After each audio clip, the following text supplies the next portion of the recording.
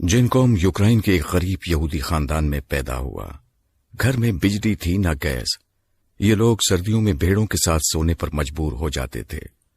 1992 میں یہودیوں پر حملے بھی شروع ہو گئے تو والدہ نے نقل مکانی کا فیصلہ کیا، لیکن والد نے وطن چھوڑنے سے انکار کر دیا۔ ماں نے بیٹے کا ہاتھ تھاما اور یہ دونوں امریکہ آ گئے۔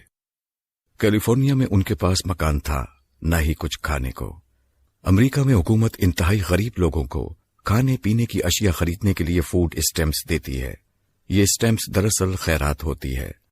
یہ لوگ اتنے غریب تھے کہ زندگی بچانے کے لیے خیرات دینے پر مجبور تھے۔ جینکوم پڑھنے لگا۔ وقت گزرنے کے ساتھ ساتھ پڑھائی بھی مہنگی ہونے لگی۔ فوڈ اسٹیمپ سے گزارا مشکل ہو گیا تو جینکوم نے پارٹ ٹائم نوکری تلاش کی۔ اسے ایک گروسری اسٹور میں خاکروب کی ملازمت ملی۔ وہ برسوں یہ کام کرتا رہا۔ اتنی غربت میں والد سے فون پر بات بہت مشکل خواہش تھی۔ وہ 18 سال کی عمر میں کمپیوٹر پروگرامنگ کے خط میں مبتلا ہو گیا۔ یہ شوق اسے سینٹ جوز اسٹیٹ یونیورسٹی لے گیا۔ 1997 میں وہ یاہو میں بھرتی ہوا۔ 2004 میں فیس بک آئی اور 2007 میں دنیا کی بڑی کمپنی بن گئی۔ جینکوم نے فیس بک میں اپلائی کیا، لیکن فیس بک کو اس میں کوئی پوٹینشل نظر نہ آیا اور اسے نوکری نہ دی۔ وہ مزید 2 سال یاہو میں رہا۔ اس دوران اس نے تھوڑے تھوڑے پیسے جمع کر کے آئی فون خرید لیا۔ اس آئی فون نے اس کے مستقبل کی تشکیل کی۔ جینکوم نے فون استعمال کرتے کرتے ایک دن سوچا کہ میں کوئی ایسی ایپلیکیشن کیوں نہ بناؤں جو فون کا متبادل بھی ہو، SMS بھی کیا جا سکے، تصاویر اور ڈاکومنٹس بھی بھجوائی جا سکیں اور جسے ہیک بھی نہ کیا جا سکے۔ یہ آئیڈیا اپنے ایک دوست برائن ایکٹون کے ساتھ شیئر کیا۔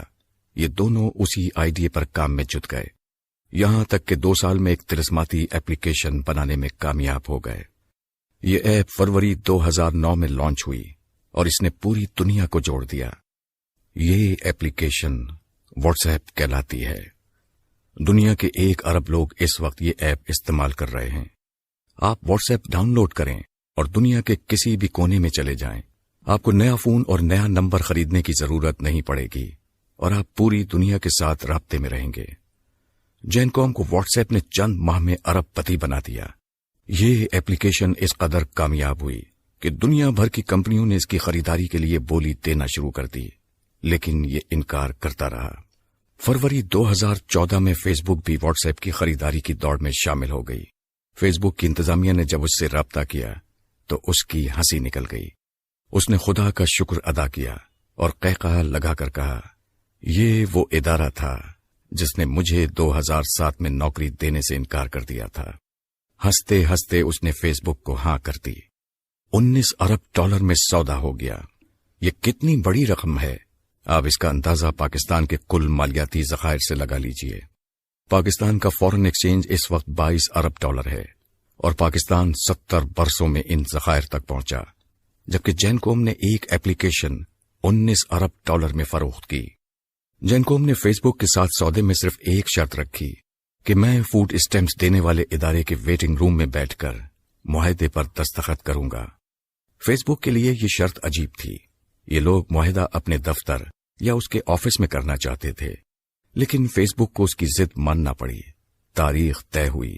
فیس بک والے فلاحی سینٹر پہنچے۔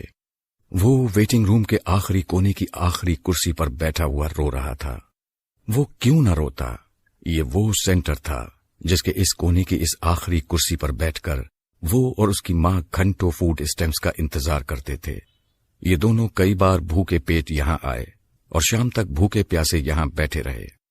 ویٹنگ روم میں بیٹھنا اذیت ناک تھا، لیکن اس سے بڑی اذیت کھڑکی میں بیٹھی خاتون تھیں۔ وہ خاتون ہر بار نفرت سے ان کی طرف دیکھتی تھیں، طنزیہ مسکراتی تھیں اور پوچھتی تھیں، تم لوگ کب تک خیرات لیتے رہو گے؟ تم کام کیوں نہیں کرتے؟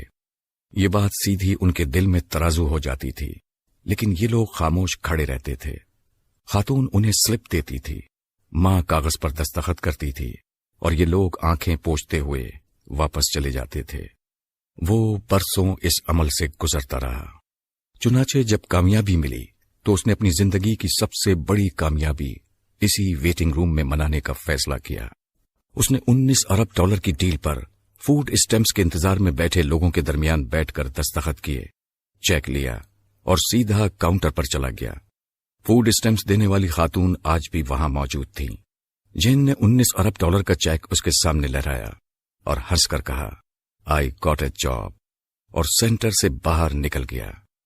ये एक मुफलिस गरीबुल वतन के अज़्म व हिम्मत की अनोखी दास्तान है, जो साबित करती है कि आप डटे रहें, मेहनत करते रहें, तो बिलाखिर कामयाबी आपके कदम चूमती है।